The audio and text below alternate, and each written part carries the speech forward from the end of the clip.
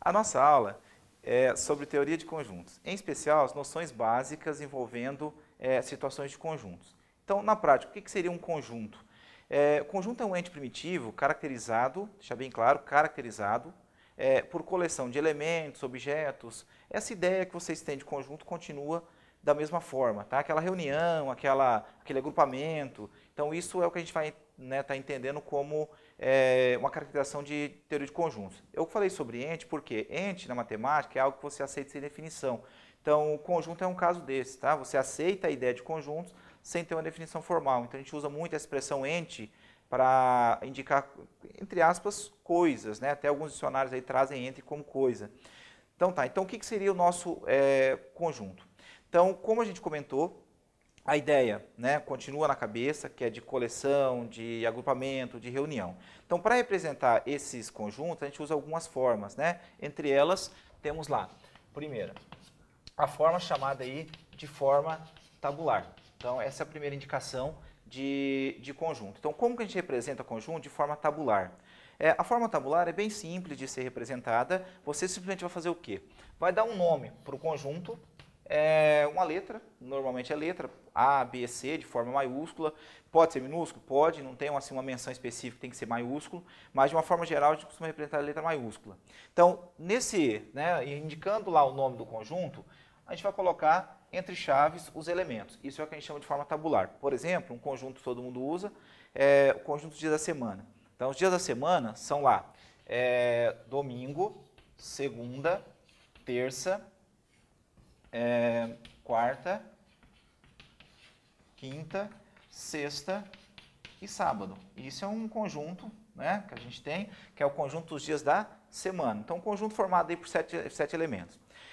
Isso é a forma tabular. Então, o que a gente fez? Colocou entre chaves, lá dentro, cada um dos elementos que a gente tem. Uma segunda maneira da gente representar conjuntos é através de uma característica.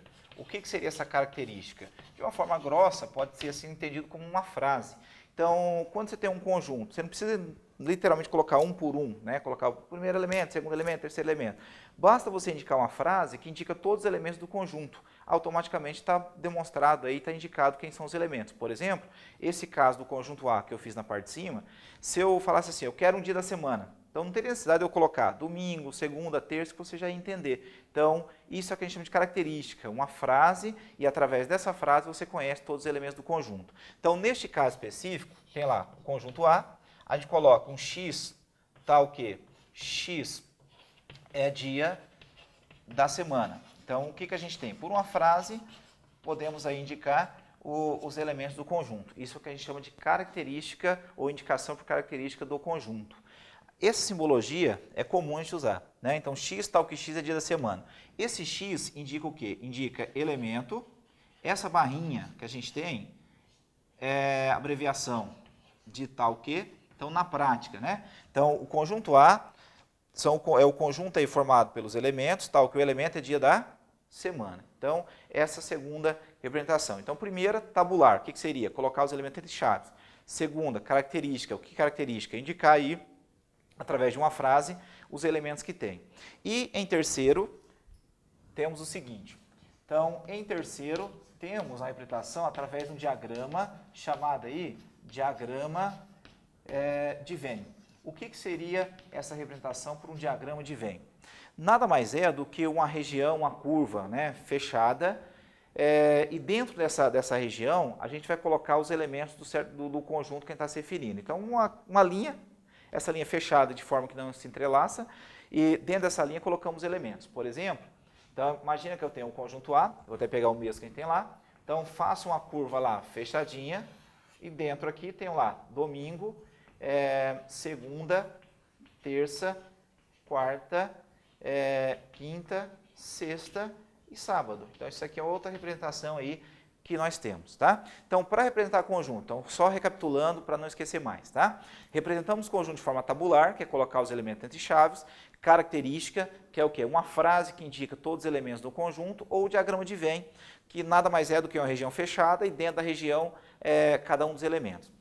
qual que seria a vantagem, né, de cada um desses três indicadores? Aí, lógico, na hora que você estiver trabalhando com exercício, manipulando, não tem uma regra específica, falar, tem que usar tabular, tem que usar característica, tem que usar diagrama de Venn.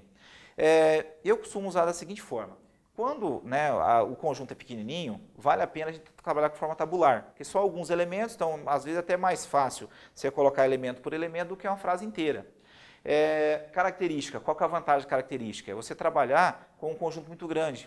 Por exemplo, se eu perguntar assim, quais são o conjunto formado pelos números pares, por exemplo? Repare que o conjunto dos pares é uma quantidade infinita de elementos. Então, neste caso, vale a pena a gente montar uma frase. Então, eu quero um número que o número é par. Ponto final, já sei quem são todos os elementos. E o diagrama de Venn, a vantagem principal dele é quando a gente vai tratando aí de problemas envolvendo a teoria de conjuntos. Aí é viável, porque fica fácil ver as operações que a gente vai comentar daqui a pouco. Então, no caso meu, tá? Eu uso tabular, poucos elementos, característica, quando você tem, né, uma quantidade muito grande de elementos, e o diagrama de Venn quando se trabalha com situações problemas. Ainda, né, quando se fala também dos casos envolvendo noções básicas de conjunto, usamos aí alguns indicadores, alguns símbolos. Então, o primeiro deles é na relação de pertinência. Então, o que seria essa relação chamada relação de pertinência? Nada mais é do que um indicador para informar se um elemento pertence ou não pertence a um certo conjunto. Então, por exemplo, se eu perguntar assim, domingo faz parte do nosso primeiro conjunto A, que seria o dia da semana? É lógico, vamos responder que faz. Então, o que a gente fala? Como o domingo é um elemento, né, um elemento integrante ali do nosso conjunto, a gente fala que esse domingo pertence ao conjunto dos dias da semana. Então, indicação de pertencer nada mais é para falar que o elemento faz parte de um conjunto. Então, vou pegar um outro aqui que eu vou chamar de um conjunto K. Então, imagine um conjunto K formado por 2, 4, 6 e 8. São 4 elementos dentro desse conjunto K. Então, repare o seguinte, repare que o número 2, o número 4, o número 6 e o número 8, esses 4 elementos aí fazem parte do conjunto. Então, eu posso escrever, por exemplo, que o número 2, como ele faz parte de K, eu posso falar que esse 2 pertence a esse K. Então, por simbologia, a gente usa esse E. É um E um pouquinho diferente, ele é redondinho, né? Então, esse E aqui, ó, indica elemento que a gente vai estar lendo como sendo pertence. Então, o 2 é elemento do conjunto K, ou o 2 pertence a K. Né? Então, de uma forma geral, a gente fala que 2 pertence a esse K. E o símbolo E, volto a frisar, é pelo fato de ser um elemento. Do mesmo jeito aí, se eu colocar assim, o número 7 em relação a esse K, dá para ver bem que o 7 não faz parte do K. Se o 7 não faz parte do conjunto, significa o quê? Significa que esse 7 não é elemento do conjunto. Não sendo elemento do conjunto, eu vou usar o símbolo E, de pertence, com uma barrinha em cima do símbolo. Essa barrinha que a gente coloca em cima do símbolo indica negação. Então, se o símbolo E significa pertence, com a barrinha significa o quê? Significa não pertence. Então, a negação, tá? Então, como 7 não faz parte de K, então 7 não pertence a K. Então, para a indicação de pertence, o que é pertencer? Falar que um elemento está ou não está dentro de um conjunto, ou faz parte desse conjunto. A segunda relação, que infelizmente muita gente faz confusão, é a relação de subconjunto. Então, o que seria a relação de subconjunto? Subconjunto nada mais é do que um outro conjunto. A gente usa esse símbolo subconjunto para falar que os elementos de um conjunto também são elementos de um outro conjunto. Então, o que seria isso? Tomamos como referência, né, o conjunto K, que é 2, 4, 6 e 8, e um conjunto que eu vou chamar de um conjunto V, dado por 2, 6 e 8. Repare o seguinte, se a gente comparar esses dois conjuntos, dá para ver que o conjunto V, ele tem 2, 6, 8, que também são elementos do conjunto K. Então, se esses 2, 6 e 8 também são elementos do conjunto K, a gente pode falar que todos os elementos desse conjunto V pertencem ao conjunto K. Aí o que a gente tem? Então a gente fala, neste caso, que o conjunto V está contido em K. Então repare que o símbolo de contido é um C um pouquinho esticadinho, né? Então V contido em K, porque todo elemento de V também é elemento de K. Então essa é a simbologia para indicar que um elemento que um conjunto, né, tem todos os elementos pertencentes a um outro conjunto. Aí, por uma observação que é bom a gente comentar, quando fala de conjunto, já voltamos aqui para retomar essa ideia de subconjunto, existem alguns tipos de conjuntos que costumamos ver por aí, né? Quais são esses tipos aí? Os principais são lá. Primeiro, falamos de um conjunto chamado unitário. O que seria esse conjunto chamado unitário? Um conjunto ele tem o nome de unitário quando ele é formado apenas por um elemento. Então, o conjunto, esse termo unitário vem de unidade, ou seja, de um único, né?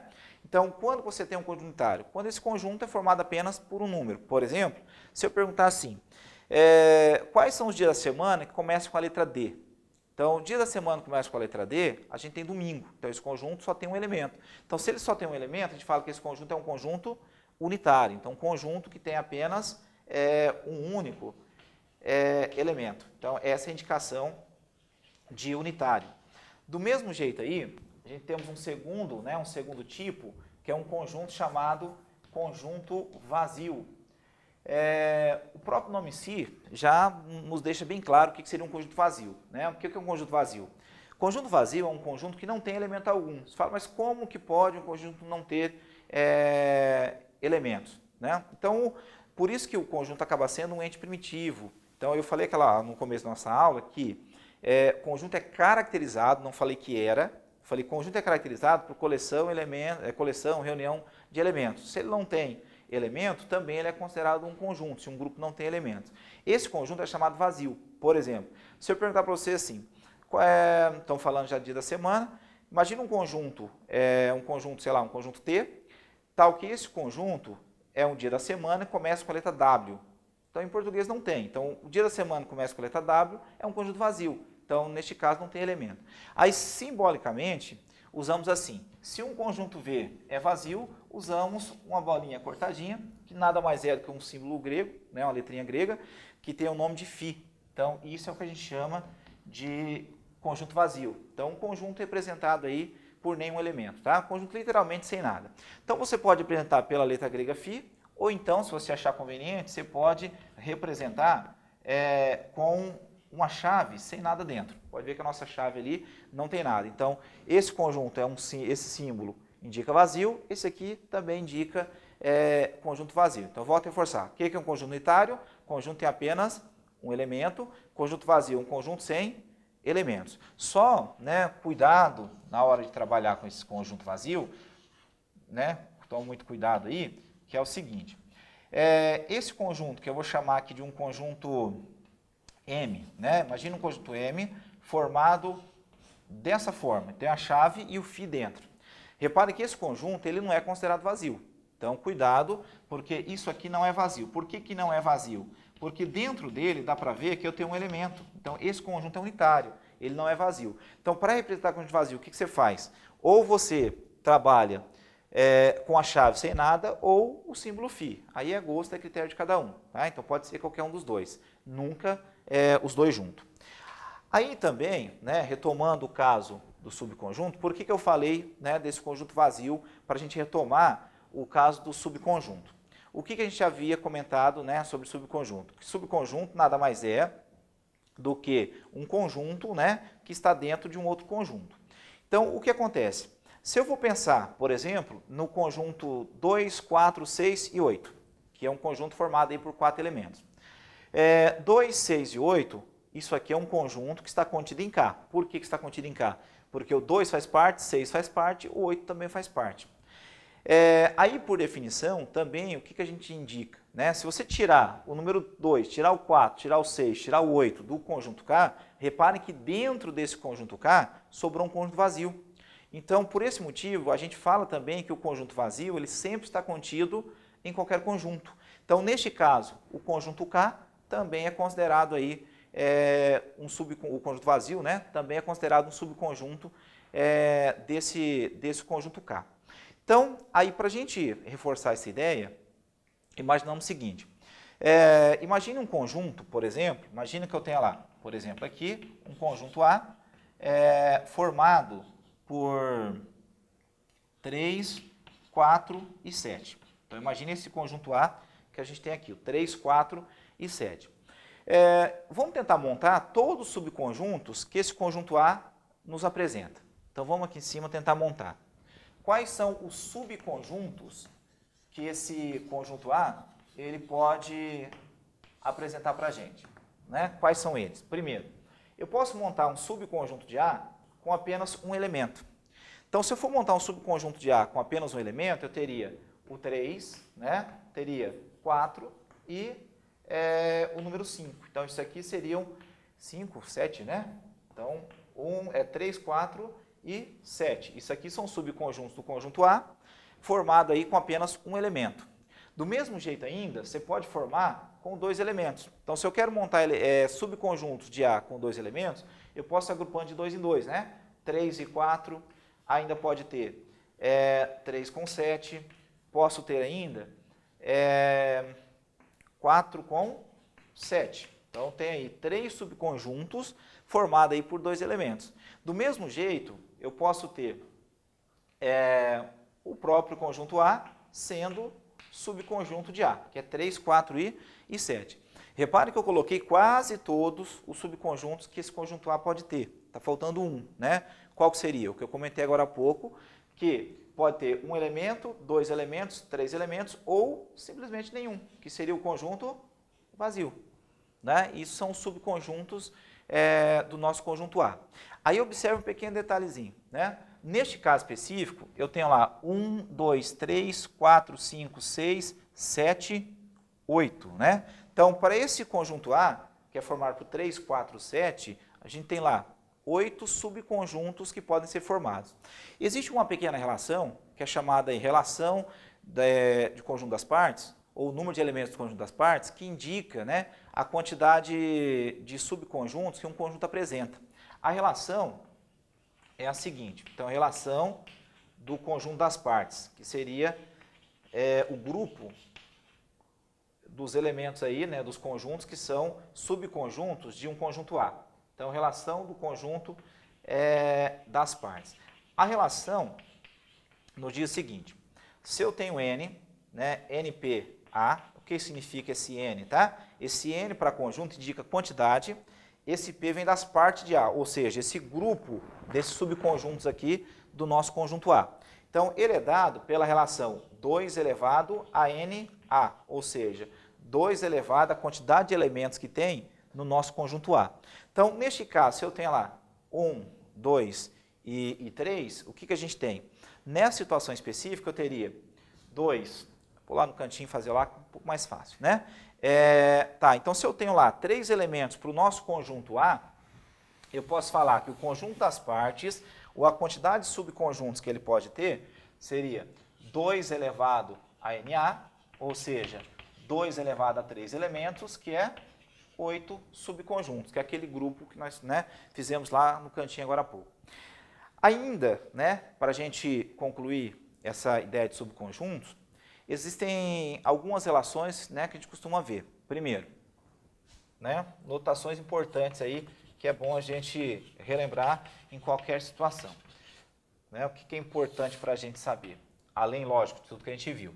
Primeiro, o conjunto vazio está contido num conjunto A para todo A. Esse símbolo a gente usa muito, né, algumas simbologias em teoria de conjuntos. Esse V de cortadinho, ou esse A de ponta cabeça, como a gente queria entender, ele tem significado de para todo, ou seja, é a abreviação de para todo.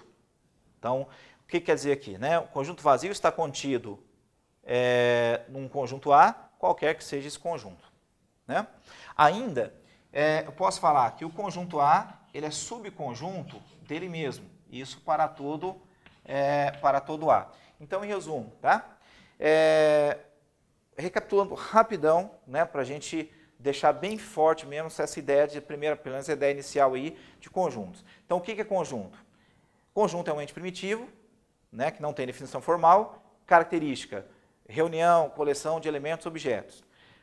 Quando que a gente fala que um elemento pertence a um conjunto? Quando ele está dentro desse conjunto. Quando que a gente fala que um conjunto é subconjunto de um outro? Quando esse conjunto é parte integrante desse outro, ou seja, quando os elementos de um estão dentro dos elementos de outro. Quando que o conjunto é unitário? O conjunto é unitário quando tem apenas um elemento. Quando o conjunto é vazio? Quando não tem elementos.